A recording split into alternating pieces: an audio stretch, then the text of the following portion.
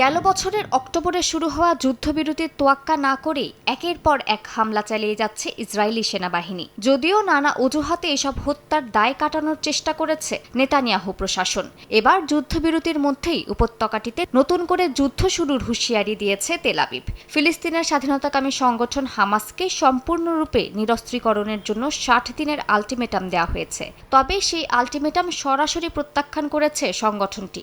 সংবাদ মাধ্যম আল জাজিরাকে দেয়া সাক্ষাৎকারে হামাসের ঊর্ধ্বতন কর্মকর্তা মাহমুদ মারদাউইন জানান, যুদ্ধ আবার শুরুর যে কোনো হুমকি গুরুতর পরিণতি ডেকে আনবে। ফিলিস্তিনি জনগণ কখনো আত্মসমর্পণ করবে না বলেও হুঁশিয়ারি দেন তিনি। হামাসকে নিরস্ত্র হতে বলার এ ধরনের কোনো আনুষ্ঠানিক দাবি বা সময়সীমার বিষয়ে তারা কিছু জানেন না বলেও দাবি করেন মারদাউই।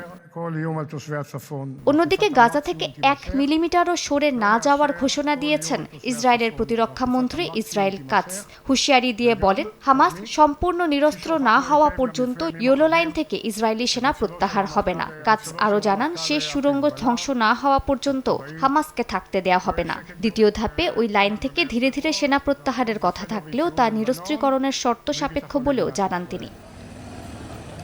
এর মধ্যে পশ্চিম তীরে নতুন করে ইসরায়েলের ভূমি নিবন্ধন প্রক্রিয়া চালুর সিদ্ধান্তে উদ্বেগ জানিয়েছে জাতিসংঘ ও আরব লীগ। মহাসচিব আন্তোনিও গুতেরেস সতর্ক করে বলেন, এটি দ্বিরাষ্ট্র সমাধানের সম্ভাবনাকে কমিয়ে দেবে। এদিকে ট্রাম্প প্রশাসনের বোর্ড অব পিসে পর্যবেক্ষক হিসেবে যোগ দিচ্ছে ইতালি। দেশটির পররাষ্ট্রমন্ত্রী আন্তোনিও তাজানি একে ভূমধ্যসাগরীয় নিরাপত্তার জন্য গুরুত্বপূর্ণ বলে উল্লেখ করেন। থেমে নেই ইসরায়েলের বর্বরতা। গাজার জাবালিয়ায় ইসরায়েলি ড্রোন হামলায় ১৪ বছরের এক ফিলিস্তিনি কিশোর নিহত হয়েছে। এদিকে গাজার সরকারি গণমাধ্যমের হিসাব অনুযায়ী চলতি মাসের শুরু থেকে রাফা স্থলবন্দর আংশিক খুললেও বাস্তবে পারাপার হয়েছে মাত্র ২৯%।